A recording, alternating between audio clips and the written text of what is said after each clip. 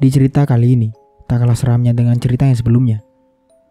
Bagaimana dan seperti apa ceritanya? Tak usah berlama-lama, berikut ceritanya. Mbak Buyut. Beliau yang sudah bertahun-tahun sakit dan tidak bisa terbangun dari ranjangnya, tiba-tiba berdiri di hadapanku dengan tatapan yang mengerikan. Iki duduk omaku. Aku kudu mulih ning omaku. Punden putuk. Yang artinya, ini bukan rumahku. Aku harus kembali ke rumahku. Punden putuk. Ucapnya dengan suara yang berat. Sama sekali tidak seperti suara seorang nenek yang berumur 98 tahun. Punden putuk. Tempat apa itu? Apa yang pernah terjadi di sana sehingga Mbak Buyut terus tersiksa dengan sosok yang tak henti-hentinya merasuki dirinya untuk kembali ke tempat itu. Jawa Timur 2016. Dia adalah Mbak Gina. Kami memanggilnya Mbak Buyut, seorang nenek tertua di desa kami yang saat ini berusia kurang lebih 98 tahun. Sama seperti nenek pada umumnya, beliau berbadan kecil, kurus dan sedikit bungkuk. Beliau tinggal sendiri di rumahnya. Tapi, ada dua orang anaknya tinggal berdampingan dengan Mbak Buyut di rumah yang berbeda. Mereka lah yang selama ini selalu mengurus Mbak Buyut bersama warga desa yang peduli. Beberapa tahun yang lalu, sekitar tahun 2014, Mbak Buyut jatuh sakit. Dari diagnosanya, beliau sakit tua, layaknya orang lanjut usia pada umumnya. Sejak saat itu, beliau jadi susah beraktivitas. Bahkan untuk berjalan pun, beliau harus menggunakan tongkat. Semenjak itu, Mbak Buyut semakin perlu diperhatikan. Untuk kebutuhan hidup, kedua anak Mbak Buyut selalu memperhatikan mulai dari makan hingga keperluan lainnya. Dan saya adalah Rini, saya tetangga yang tinggal di sebelah rumah Mbak Buyut. Ada cerita yang cukup bikin merinding dan membuat seluruh desa menjadi heboh kala itu. 1 tahun semenjak Mbak Buyut sakit, mulai ada keanehan akan penyakit yang dialami Mbak Buyut. Awalnya, saya dan sekeluarga merasa terganggu dengan keberadaan Mbak Buyut saat kejadian itu. Bukan tanpa alasan. Pasalnya, setiap malam Jumat hingga Jumat siang menjelang sholat Jumat, Mbak Buyut selalu menangis. Nangisnya terdengar sangat pilu, seperti orang yang kesakitan. Dan yang kadang membuat bulu kuduk ini merinding. Gak jarang, Mbak Buyut sering berteriak. Panas, tolong. Aku aja dipasung ning kene. Awakku kobong. Tolong ono aku. Aku didadung ning dhuwur gedhek. Yang artinya, panas, tolong. Aku jangan dipasung di sini.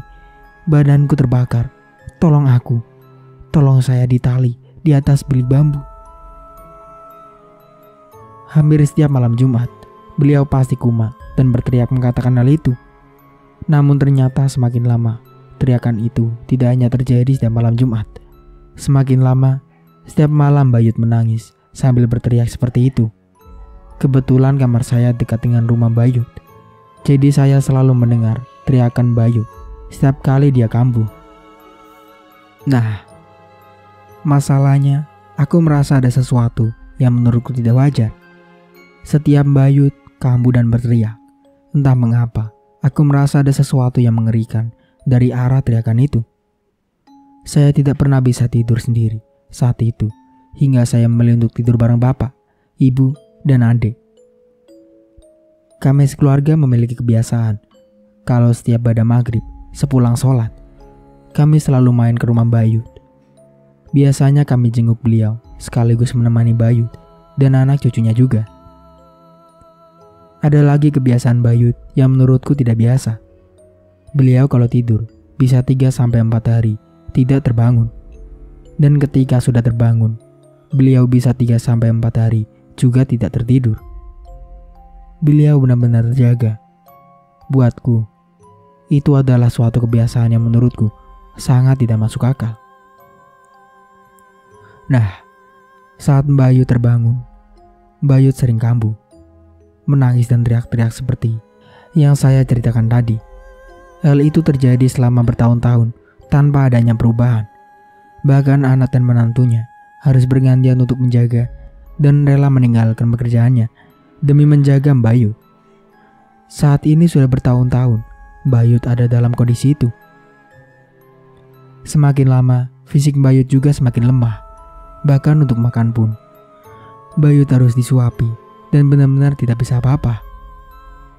Tapi tetap saja Bayut masih sering kambuh, berteriak-teriak, terutama setiap malam Jumat. Suatu ketika di malam Jumat, bapak-bapak dan lingkungan saya sedang mengadakan kegiatan yasinan di masjid. Sebenarnya itu adalah kegiatan rutin. Dan waktu itu, bapak saya dan anak laki-laki yang lain juga ikut yasinan. Alhasil, yang nungguin di rumah Bayut itu hanya kami para wanita. Saya, adikku Yati, ibu, Bauti, bersama anak dan menantu Bayut. Sambil menunggu, kami menonton televisi bersama yang lain. Tapi tiba-tiba, Yati berbicara dengan nada yang bergetar. "Mbak, ibu, itu Bayut," tanya Yati. "Iya Ti, Bayut di kamar," balas ibu, masih fokus dengan film yang ia tonton. Tidak seperti ibu, aku penasaran dengan perkataan Yati. "Bayut sudah sembuh, kok bisa berdiri sendiri?" tanya Yati. Seketika aku menoleh ke arah yang dituju Yati. Benar ucapannya, apa yang kulihat benar-benar tidak masuk akal. Bayut tiba-tiba duduk sendiri dan berdiri. Seketika kami semua kaget dan takut. Jelas saja, selama ini Bayut sudah bertahun-tahun tidak bisa berdiri dan hanya terbaring di kasur. Sedangkan kali ini, beliau bisa berdiri seperti orang sehat. Dan satu lagi, Bayut berbicara dengan kata-kata yang aneh. "Aku harap mulih, iki udah omahku." Yang artinya, aku mau pulang, ini bukan rumahku. Kami semua merinding. Tidak ada yang berani mendekati selain ibu. "Hei, ampun ngawur. Badhe mantuk ten pundi? Niki lo dalam jenengan piyambak." Yang artinya, "Hei, jangan ngawur. Mau pulang kemana? Ini loh rumah mbah sendiri," tutur ibu. "Iki udah rumahku." Yang artinya, ini bukan rumahku. Bayut masih tetap dengan ucapannya. "Omahku ning ado kono, ning punden putu kono. Iki udah omahku." Yang artinya, rumahku di tempat yang jauh, di punden putuk sana. Ini bukan rumahku. Selama ini, ibu memang termasuk seorang yang peka dengan hal-hal yang berhubungan dengan gaib. Ia pun memegang tangan Bayut, sembari menatap tajam matanya. Entah apa yang terjadi, tiba-tiba Bayut berteriak dengan suara yang berbeda.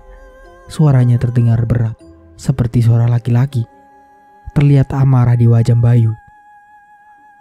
"Kowe, bocah deing sore, ojo wani-wani miliki aku." Yang artinya, "Kamu anak kemarin sore, jangan berani-berani melototi saya," ancam Bayut dengan suara yang mengerikan. Saat itu, ibu segera meminta tolong menantunya Bayut yang bernama Mbak Nimas untuk memegangi tangannya. Aku ikut memegangi kakinya. Di sebelah kami semua ada Mbak Uti yang berdoa sebisa beliau dengan harapan bisa menenangkan Bayut. Entah apa yang dipikirkan oleh Mbak Nimas, tiba-tiba dia berlari ke belakang dan mengambil air comberan. Ia membawa ke hadapan Bayut sembari berteriak, "Amamu ngali, apa tak cekoki banyu peceran iki?" Yang artinya, "Kamu keluar, Atau aku cekoki air comberan ini? Aku sama sekali tidak menyangka cara itu akan berhasil. Dan ternyata Mbak Yut juga masih terus memberontak sampai Mbak Nimas mengguyur air comberan itu ke tubuh Mbak Yut. Dan benar saja, anehnya Mbak Yut langsung bisa tenang. Aku, ibu, dan Mbak Uti juga terkejut dengan kejadian itu. Bagaimana bisa seseorang yang kesurupan bisa sadar hanya dengan disiram air comberan? Apalagi air itu benar-benar bau. Tapi kata Mbak Nimas, kalau Mbak Yut kumat, satu-satunya cara yang biasa dilakukan adalah hal itu, menyiramkan dengan air comberan. Suatu saat, di malam Jumat yang lain, kami mampir lagi ke rumah Mbak Yut. Saat itu kebetulan saya tidak bisa ikut ke rumah Mbak Yut karena sedang dikejar deadline hingga terpaksa di rumah sendirian. Dari dalam rumah, saya mendengar suara Mbak Yut kambuh lagi. Dia nangis sambil berteriak seperti biasa. Sebenarnya saya sudah terbiasa dengan hal itu dan tidak terlalu menggubrisnya. Sampai akhirnya ibu manggil saya dengan berteriak dari rumah Mbak Yut. "Dok, tolong jemput Mbak Fari," teriak ibu. Mbak Fari adalah anak Mbak Yut. Pada jam itu, Mbak Fari sedang yasinan. Katanya mereka yang di rumah Mbak Yut sudah kewalahan. Didoakan hingga cara terakhir disiram air comberan pun tidak mempan. Dengan segera aku berlari menghampiri Mbak Fari yang masih mengaji. Aku menceritakan kejadian di rumah Mbak Yut hingga akhirnya Mbak Fari mengajak salah seorang sesepuh desa dan Pak Kiai untuk ikut serta. Benar saja. Begitu sampai di rumah, kami melihat keadaan rumah Mbak Yut sudah berantakan. Barang-barang berserakan di mana-mana. Terlihat ibu dan Mbak Nimas tengah menghalangi pintu keluar untuk menghalangi Mbak Yut yang masih marah dan memaksa untuk pulang. Saat itu, Yati dan Mbak Uti sudah disuruh pulang karena keadaan sudah benar-benar berbahaya. Seketika saat melihat keadaan itu Mbak Fari, sesepuh desa, dan Pak Yai masuk ke rumah dan segera menahan Mbak Yut. "Siapa kamu?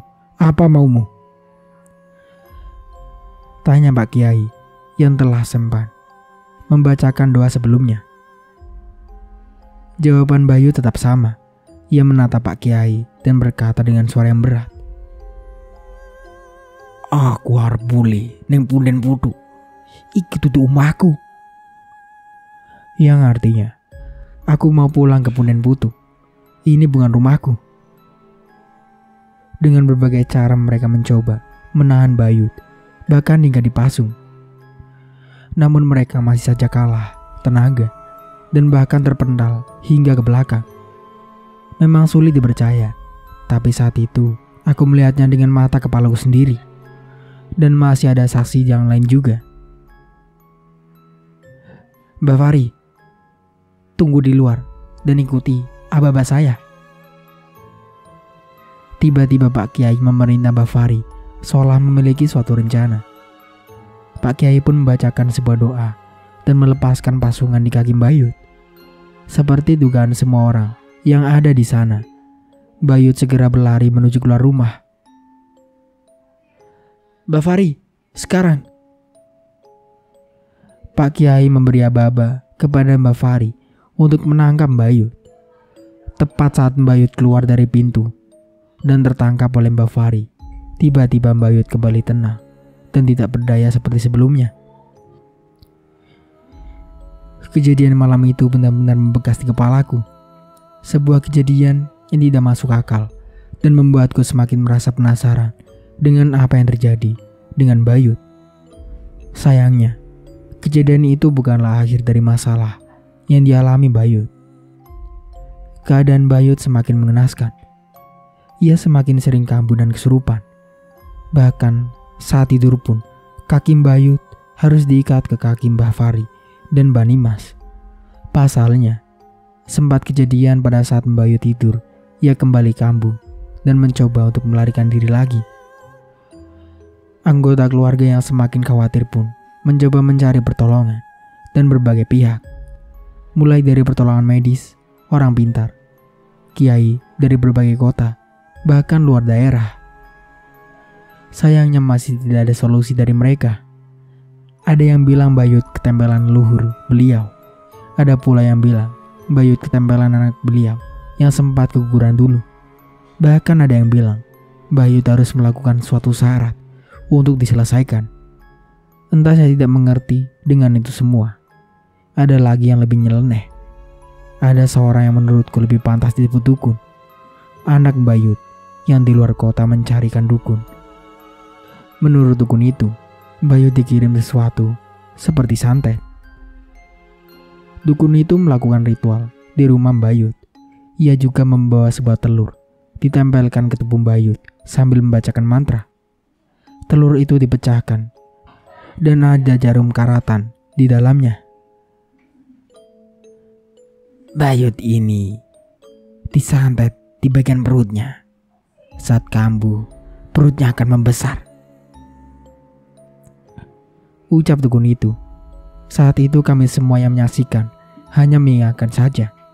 Padahal kami tahu dengan jelas bahwa yang dukun itu katakan tidak terjadi. Saya juga tidak tahu itu jarum dari mana. Bahkan beberapa dari kami ada yang menertawakan dukun itu. Dukun itu juga menanam banyak sesajen di rumah Bayut. Dan sialnya entah mengapa, intensitas kambuhnya Bayut jadi semakin sering. Nah, rumah kami terletak di daerah pegunungan. Di depan daerah rumah kami adalah sawah dengan model terasering yang berundak-undak. Nah, selisih tinggi antara petak itu lumayan tinggi. Paling rendah 1 meter dan yang paling dalam bisa hingga 4 meter. Semakin ke bawah akan semakin curam. Dan sawah di depan kami ada sampai 4 udakan.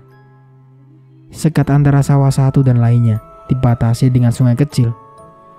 Ada jembatan bambu yang dibuat di sana, tapi untuk melewatinya juga cukup sulit.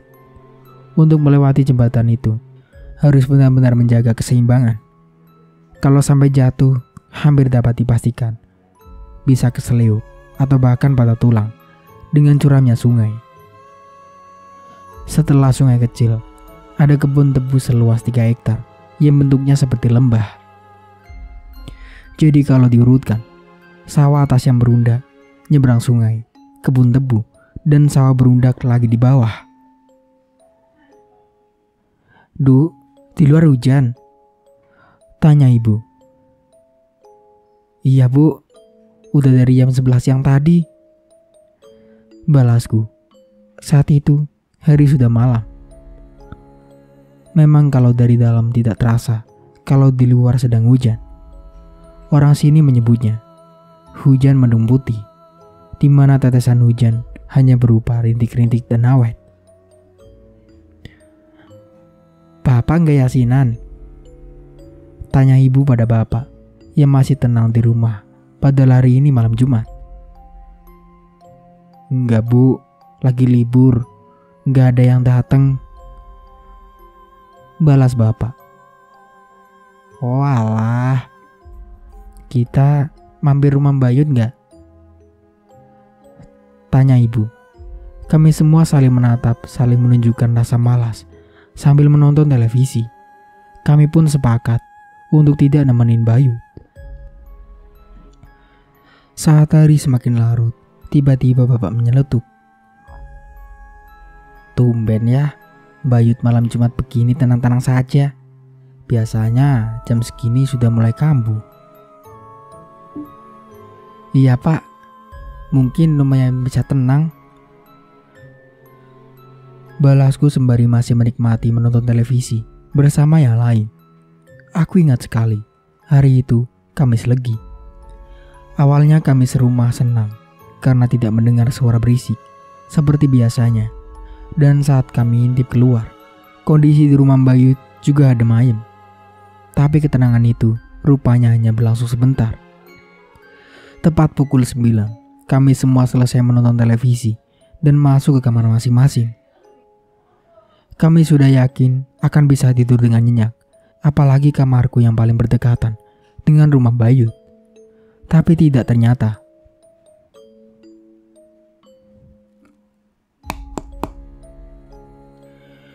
Terdengar suara ketukan pintu di rumah kami malam itu. Aku menoleh ke arah jam dinding. Saat ini jam 1:30 malam. Aku yang merasa aneh hanya membiarkan saja tanpa berani membuka. Tapi semakin lama terdengar suara orang berteriak memanggil. "Pak, tolong pak, Bayut gak ada." Itu adalah suara Mbak Fari. Sontak kami semua keluar dan panik. "Innalillahi wa inna ilaihi rajiun," ucap kami sekeluarga saat membukakan pintu untuk Mbak Fari. "Enggak pak, Bayut gak meninggal, Bayut hilang," jelas Mbak Fari. Kami pun bingung dan meminta penjelasan Mbak Fari. "Sekitar jam 12 tadi saya terbangun untuk ke kamar mandi. Jadi saya melepaskan ikatan kaki saya ke Bayut. Dan pas kembali tiba-tiba Bayut sudah gak ada," jelas Mbak Fari. "Mbak Nimas? Bukannya Mbak Nimas juga tidur sama Bayut?" tanya ibu. "Nah itu, tiba-tiba ikatan di kaki Mbak Nimas juga terlepas. Dia pun tidak sadar," jawab Mbak Fari. Mbak Fari juga membangunkan Mbak Nimas. Mereka mencari hingga pekarangan, kandang, kamar mandi, dan sekitar rumah. Sayangnya keberadaan Bayut sama sekali tidak ditemukan. Hujan turun semakin deras. Kami pun bantu Mbak Fari membangunkan tetangga untuk membantu mencari Bayut. Seluruh pria dalam satu RT membantu kami untuk mencari Bayut, mulai dari yang tua hingga yang masih muda. Pak RT pun mengatur warga untuk membentuk beberapa kelompok pencarian. Pencarian dilakukan ke seluruh tempat yang mungkin didatangi Bayut, mulai dari petak sawah, menelusuri sungai, hutan bambu, perkarangan warga sembari menabuh kantongan dan memanggil-manggil Bayut.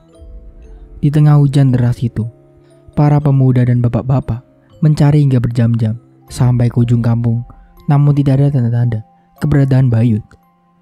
Bahkan ada beberapa tempat mencurigakan yang sampai diperiksa 3 kali dengan senter, namun tetap tidak ada petunjuk. Pencarian itu terus dilakukan oleh warga, bahkan hingga terdengar tarim subuh. Saat itu warga sudah kebingungan setelah lebih dari 4 jam mencari keberadaan Bayut di bawah hujan deras. Saat itu warga memutuskan untuk melaksanakan sholat subuh di masjid sembari berdoa agar Bayut segera ditemukan dalam kondisi apapun. Setelah itu Pak Kiai dan Pak RT memutuskan agar pencarian Bayut dilanjutkan ketika matahari sudah muncul agar lebih mudah dan tidak berbahaya untuk warga.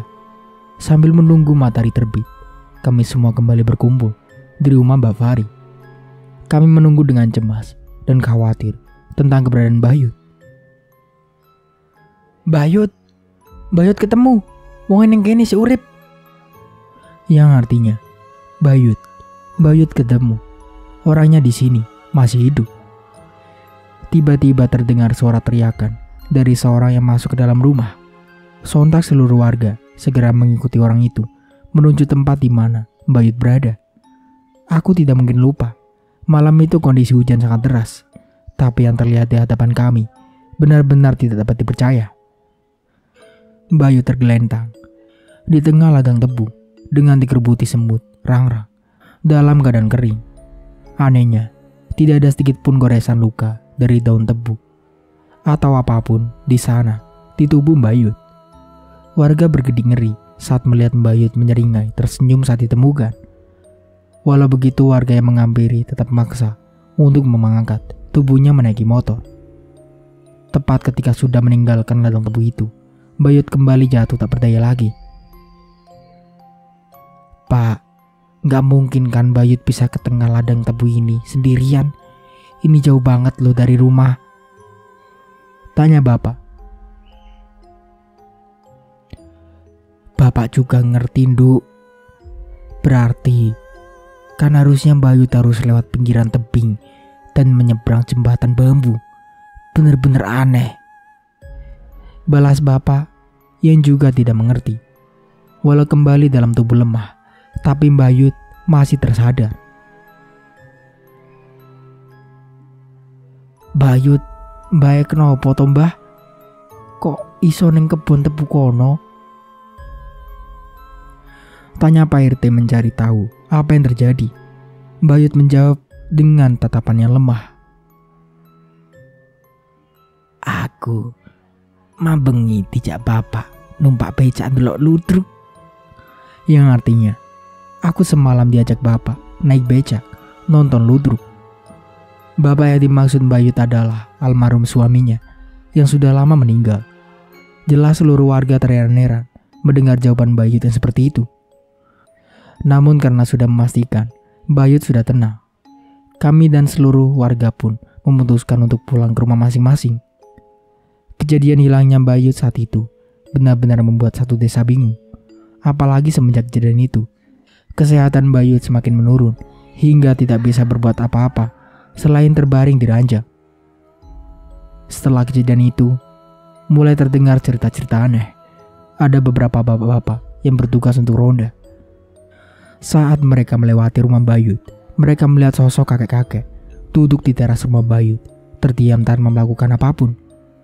Saat selesai berkeliling dan ingin menyapa kakek itu, anehnya, kakek itu sudah menghilang tanpa jejak. Hal ini terjadi beberapa kali dan disaksikan oleh beberapa orang yang melakukan ronda. Mengetahui kejadian itu, aku pun mencoba mencari tahu sebenarnya ada apa dengan Mbayut. Sampai ada banyak kejadian aneh tetangga. Ada ritual pesugihan yang pernah dilakukan Mbayut bersama almarhum suaminya. Bauti mencoba menceritakan apa yang ia tahu padaku. Punden Putu itu adalah tempat sakral yang berada tidak jauh dari desa kita, tambah Bauti. Itu tempat apa, Mbah? Memangnya Mbayut ngapain di sana? Tanyaku penasaran. Mbayut menghela nafas seolah berusaha mengingat apa yang terjadi di masa lalu. Dulu Mbayut itu orang gak punya. Beliau bersama almarhum suaminya akhirnya memutuskan untuk melakukan ritual pesugihan di Punden Putu. Aku memperhatikan ceritanya benar-benar. Rasa penasaranku sangat tidak terbendung kali ini. Dulu rumah Mbayut ini dia serba hijau, mulai dari gorden, taplak meja, kelambu, spray, dan semua ornamen rumahnya berwarna hijau. Yang mengerikan lagi saat beberapa anak dan cucunya yang ada di dalam kandungan meninggal. Beberapa orang yang mengerti mengatakan bahwa mereka dijadikan tumbal oleh Mbayut dan almarhum suaminya. Cerita Bauti saat itu benar-benar membuatku merinding. Demi kekayaan, Mbayut sampai tega mengorbankan janinnya dan janin cucunya yang belum lahir. Kalau Bauti ingat dulu, almarhum suami Mbayut juga kesulitan meninggal saat sakaratul maut. Sisaannya begitu berat. Lanjut Bauti dengan wajah yang memelas mengingat kejadian itu. Saat itu sesepuh desa meminta disembelihkan kambing kendit yang berwarna putih, hitam putih. Kambing itu disembelih di Punden Putu, tempat Mbayut dan almarhum suaminya melakukan pemujaan. Sesepuh desa menceritakan saat ia menyembelih kambing itu di sana dibantu oleh banyak sosok. Konon kabarnya sosok itu adalah para tumbal yang rohnya disandera di sana. Aku hampir tak percaya dengan cerita Bauti itu. Namun apa yang terjadi tentang Mbayut membuat semua cerita Bauti menjadi masuk akal. Di tahun 2018 saya dipindah tugaskan di luar kota hingga lama tidak mendengar kabar tentang Mbayut. Saat-saat itu aku teringat saat kecil, saat Mbayut masih menempati rumah joglo yang memiliki 3 kamar belajar. Aku selalu ingat bahwa kami dan orang lain dilarang untuk masuk ke kamar tengah di rumah itu. Pernah sesekali kamar itu terbuka dan beberapa kami sempat melihat apa yang ada di dalam. Sepasang keris tersimpan di sana bersama sesajen pisang raja serta bunga-bunga. Tak hanya itu, setiap malam Jumat biasanya Bayut dan almarhum suaminya juga menyiapkan kopi pahit, sirih buat rengginang, dan rokok yang bungkusnya kulit jagung. Pernah sesekali aku iseng masuk ke dalam dan Bayut marah besar kepadaku. Terkadang aku penasaran dengan keadaan Bayut dan menanyakan pada orang rumah. Baru akhirnya, di akhir Desember 2018, saya diceritakan bahwa Bayut sudah berpulang setelah dilakukan ritual yang sama seperti almarhum suaminya. Ritual penyembelihan kambing kedit itu lagi di sebuah tempat sakral. Sebuah tempat di mana semua tragedi yang dialami Bayut bermula. Sebuah tempat di mana mereka berdua melakukan pemujaan. Sebuah tempat yang disebut dengan nama Punden Putuk. Begitulah akhir ceritanya. Semoga dari cerita ini kita bisa ambil hikmahnya. Saya Mang Iko pamit undur diri. Kurang lebihnya mohon maaf. Wassalamualaikum warahmatullahi wabarakatuh.